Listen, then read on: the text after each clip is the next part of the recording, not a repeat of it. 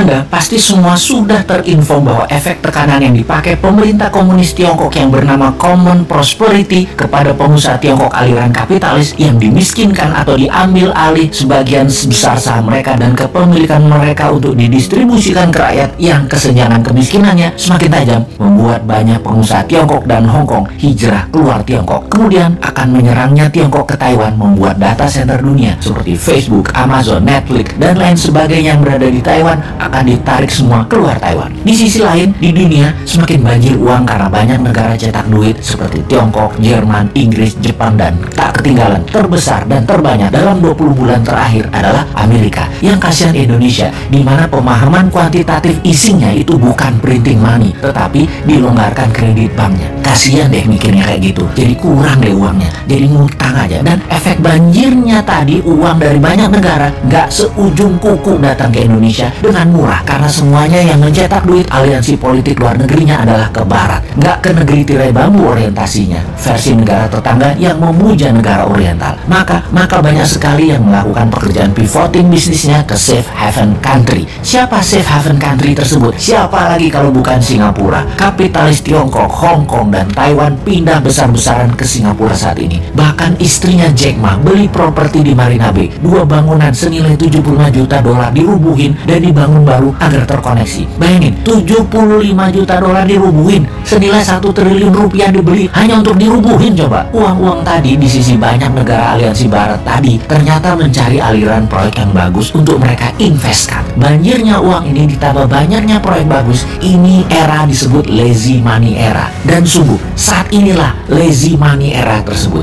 Kalau sahabat punya perusahaan yang sifatnya disruptor, scalability-nya besar dan jangka panjang ke depannya, uang di lazy money pasti akan ke Anda. Uang di lazy money pasti akan ke Anda tanpa Anda yang cari. Anda cukup jadi cantik dan stand out, pasti dilirik. Tak usah genit-genit mepet-mepet murahan, cari-cari pengusaha di bar. Cukup datang ke acara resmi, formal, dan terlihat stand out. Pasti Anda yang dipepet. Oke, kita bukan hanya mau bicara tentang bisnis, namun strategi bernegara dalam 3 tahun ke depan. Tahun 2024 itu Amerika Pilpres. Kalau di sini walau-walam, kalau masih mau menjabat, bisa di amendement itu undang-undang, ya bisa ditambah 3 tahun, ya bisa juga, atau 3 kali masa jabatan Pilpres dengan calon tunggal yang incumbent saat ini, ya bisa juga. Atur jangan punya proyek itu. Amerika tetap Pilpres. Trump dan Partai Republik tetap ngotot, dan Demokrat semuanya lucunya kemungkinan besar adalah calonnya wanita semua. Dari Demokrat, Nancy Pelosi, Hillary Clinton, Kamala Harris, Nikki Haley. Dan agar selalu sontoloyo seperti analisa ngawur beberapa tahun yang lalu,